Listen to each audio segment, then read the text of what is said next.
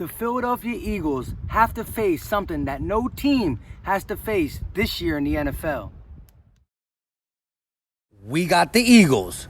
We got the Sixers. Philly talk. What's going on, everybody? Philly Mike back.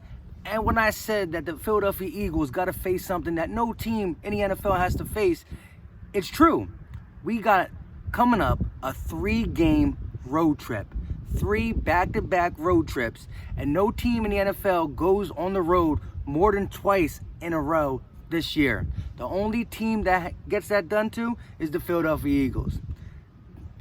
At this point in time, it doesn't matter. It's going to be a tough trip because not only is it 3 road games, it's 3 tough teams. We got the Minnesota Vikings first, then Dallas, then Buffalo.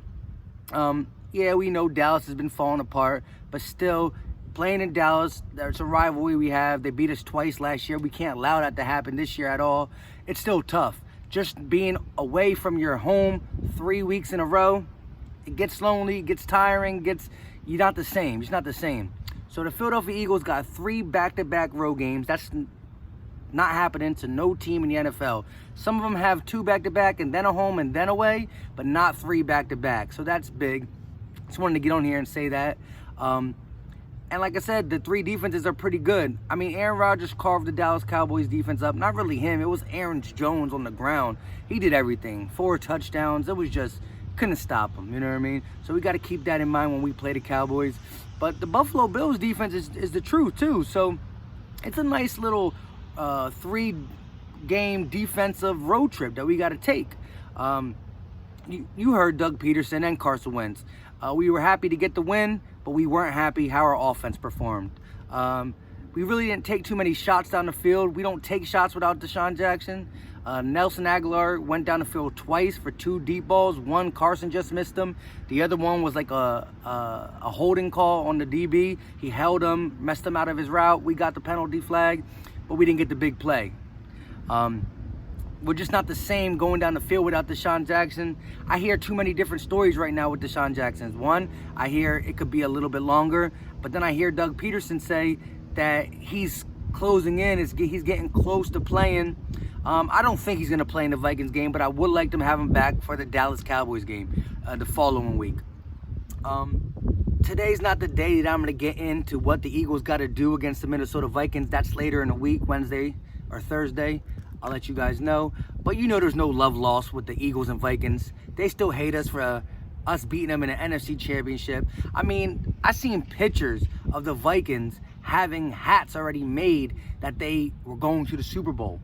You know what I'm saying? Before the game before we destroyed them 38-7. You know what I mean?